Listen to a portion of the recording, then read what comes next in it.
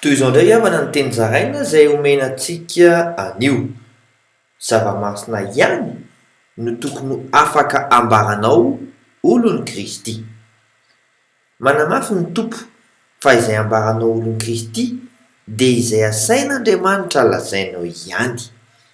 Araka voasoratra ao amin'ny Jaona 2:7-9 amin'ny anaran'i Jesosy hoe: satria izao tsy niteny ho aho fa ny ray izay naniraka izy no nandidy ahy, izay ho lazaiko sy ho toriako.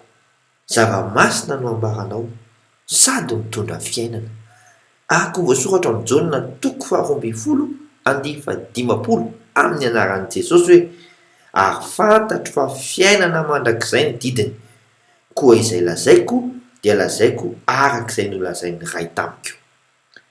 Tsapanao ve fa miadana ianao satria mpizara fiainana? Mandra-pioana tompoko.